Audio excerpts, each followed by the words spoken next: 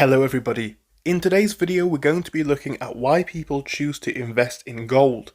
This is going to be a complete explainer video, allowing us to understand the power, protection and psychology of gold investing. If you do enjoy, please make sure to leave a like and subscribe to see more explainer videos on the channel. Jumping straight in, we need to first understand what gold is as an asset. Now, gold is a physical store of value that has been used for over 5,000 years. It's not controlled by governments or central banks, which gives it a unique element, especially when markets are difficult. There's also a limited amount of supply. It cannot be printed like money, as it does of course have to be mined, which can take a long time and also helps to limit supply. On top of that, supply is also naturally limited because of course this is a natural asset. We also know that gold has been recognized for a long time as a global sign of wealth and a global sign of wealth preservation, and it has been now, as we say, for thousands of years. Gold is often seen as a hedge against inflation, as when currency loses its value, gold often rises. Gold helps to purchase or protect purchasing power over time, and it has been traditionally seen as a safe haven during economic instability. Historically, strong during inflation periods, which means that when inflation is high, gold historically has been strong and risen during that time, which makes it a great hedge for that reason. It's also seen as a safe haven during crises.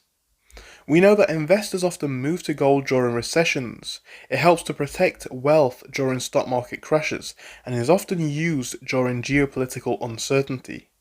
We've often seen it rise alongside fear, so when fear goes up, the price of gold often increases too. There's also an element of portfolio diversification, as gold often moves differently than stocks, which reduces the overall portfolio's risk. It helps to provide balance even during volatile times, and it is often used by hedge funds and institutions for these purposes. It has tangible and psychological value.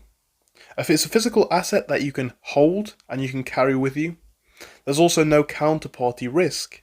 It often feels safe and secure during uncertain times, and it has been seen as a symbol of wealth across all different cultures and all different time periods. There are, however, some potential downsides to investing in gold. Gold does not produce income. There's no dividends that come from it. It can also be very volatile short term. Storage and insurance costs are also something to factor in.